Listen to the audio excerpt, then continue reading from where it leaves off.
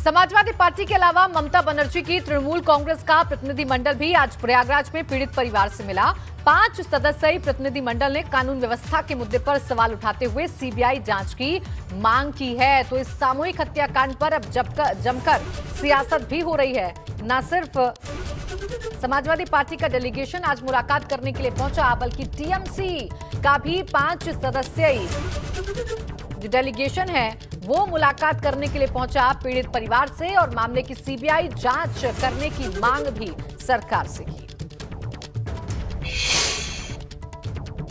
ये मांग हम सेंट्रल गवर्नमेंट की और यूपी गवर्नमेंट की और नेशनल ह्यूमन राइट्स कमीशन की और कोर्ट की और नेशनल वीमेंस कमीशन की और नेशनल जो चिल्ड्रंस राइट प्रोटेक्शन कमीशन की और हर जगह और देश की जनता की ओर हम ले जाने की कोशिश करेंगे। इस बलात्कार की कंप्लेन क्यों लॉन्च नहीं हुआ, सीबीआई का जांच का क्यों अभी तक ऑर्डर नहीं हुआ, जो एक्यूज इसको लगता है उसको क्यों कस्टडी में लेके पूछताछ चालू नहीं हुआ, केस क्यों उसके कहने पर चालू नहीं हुआ, ये हम चाहते हैं कि प्रेशर हम डालेंगे।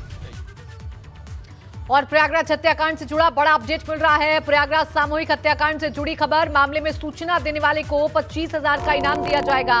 हत्याकांड के खुलासे में जुटी हैं 7 टीमें, एसएसपी ने बताया।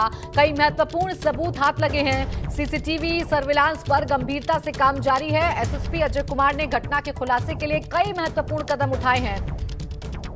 सबसे महत्वपूर्ण यह है कि इस सूचना जो देगा, इस पूरे मामले में जो महत्वपूर्ण क्लू देगा, उसे 25,000 रुपए का इनाम पुलिस की तरफ से दिया जाएगा।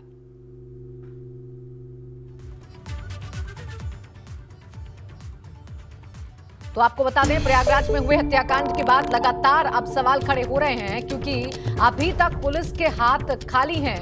अभी तक पुलिस पता नहीं लगा पाई है कि उस जघन्य अपराध के पीछे कौन लोग थे। और अब पुलिस ने भी ये अपील की है, इनाम घोषित कर दिया है 25,000 रुपए का।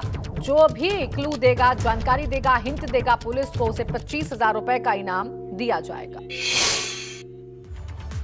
देखिए, प्रयागराज के 5 लोगों की बेरहमी से हत्या के बाद भी इस मामले में दूसरे दिन भी पुलिस के हाथ खाली हैं। इस सनसनीखेज मामले में पुलिस अभी किसी नतीजे तक नहीं पहुंच पाई है, जिसके बाद सीबीआई जांच की मांग भी तेज होने लगी है। हालांकि प्रयागराज पुलिस ने इस मामले में कोई भी सूचना, एक क्लू देने वाले को 25,000 रुपए का इनाम देने की बात कही है। साथ ही मामले का खुलासा करने के लिए 7 टीमों को गठित किया गया है। पुलिस का दावा है कि जल्द मामले का खुलासा किया जाएगा। संगम नगरी प्रयागराज के थरवई इलाके में एक ही परिवार के 5 लोगों की बेरहमी से की गई हत्या के मामले में पुलिस के हाथ दूसरे दिन भी खाली हैं। पुलिस इस मामले में अभी तक किसी भी नतीजे पर नहीं पहुंच सकी है। अभी तक इस बात का पता नहीं लगाया जा सका है कि आखिरकार पूरे परिवार को किसने बेरहमी से मौत के घाट उतारा, उसका मकसद क्या था, क्यों पूरे परिवार की हत्या की गई, कातिलों की संख्या कितनी थी। और इसके साथ साथ अभी तक ये भी पता नहीं चल सका है कि क्या परिवार की 2 महिलाओं के साथ दरिंदगी की गई है, उनकी इज्जत के साथ खिलवाड़ किया गया है। बहरहाल इस घटना को लेकर जो पूरा इलाका है उसमें गम है, गुस्सा है, परिवार में अब भी मातम का माहौल है। आप देख सकते हैं कि अब भी यहाँ बड़ी संख्या में लोग मौजूद हैं। जो पूरा का पूरा मकान है उसको सील कर दिया गया है पुलिस की तरफ से, छावनी में तब्दील कर दिया गया है पूरे इलाके को। लेकिन आपको बता दें कि पुलिस अफसरों का यह दावा है कि उन्होंने 12 लोगों को हिरासत में ले रखा है। ये पता लगाने की कोशिश की जा रही है कि आखिरकार किसने पूरे परिवार का कत्ल किया है, क्या मकसद था। लगातार गश्त कराई जा रही है ताकि कानून व्यवस्था को लेकर कोई खराब स्थिति पैदा ना हो सके, कानून व्यवस्था पूरी तरीके से काबू में रहे। लेकिन ये जरूर कहा जा सकता है कि घटना के 2 दिन बीतने के बावजूद पुलिस के खाली हाथ तमाम सवाल खड़े कर रहे हैं। लोग ये चाहते हैं कि इस पूरे मामले का खुलासा जल्द से जल्द हो। इस बात का पता लगना ही चाहिए कि आखिरकार पूरे परिवार का कत्ल किसने किया, क्यों किया, और जो भी लोग दोषी हों उनके खिलाफ सख्त से सख्त कार्रवाई होनी चाहिए। कैमरामैन रोहित श्रीवास्तव के साथ मोहम्मद मोइन, एबीपी गंगा, प्रयागराज। प्रयागराज में एक ही परिवार के 5 लोगों की हत्या के मामले में दूसरे दिन भी पुलिस के हाथ फिलहाल खाली हैं और जो पीड़ित परिवार है वो इस पूरे मामले में कई मांगे रख रहा है। क्या मांगे हैं, इस बारे में हम बात करते हैं कि परिवार के जो जीवित सदस्य हैं सुनील, जो कि मृतक राजकुमार के बेटे हैं, इकलौते बेटे हैं, जो उस दिन घटनास्थल पर नहीं थे, इस वजह से उनकी जान बच गई। सुनील, क्या चाहते हैं आप? जी हम चाहता हूँ सीबीआई जांच हो और माननीय मुख्यमंत्री योगी आदित्यनाथ से हमारा फेस टू फेस बात हो। और हमारी एक बेटी है 3-4 साल की, उसको पढ़ाई लिखाई प्लस जो है हमको एक नौकरी और 50 लाख रुपए मिलना चाहिए। सीबीआई जांच चाहते हैं। जी सर, सीबीआई जांच, इसका ये केस जो है खुलासा हो जल्द से जल्द। परिजनों ने जो तहरीर दी थी उस पर मुकदमा कायम किया गया है। हालांकि फॉरेंसिक साइंस लेबोरेटरी में वेजाइनल स्लाइड और वेजाइनल स्वैब भेजा जा रहा है।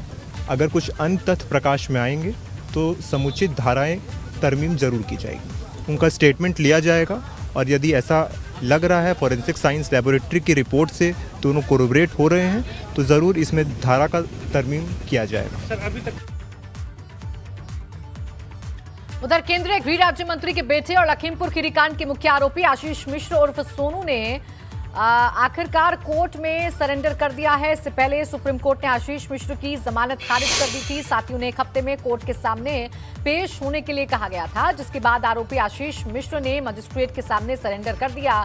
सोमवार को कोर्ट की दी गई डेडलाइन की आखिरी तारीख थी, लेकिन इससे पहले ही रविवार को आशीष मिश्र कोर्ट पहुंचा और अपना सरेंडर किया, जिसके बाद आरोपी को एक बार फिर जेल भेज दिया गया।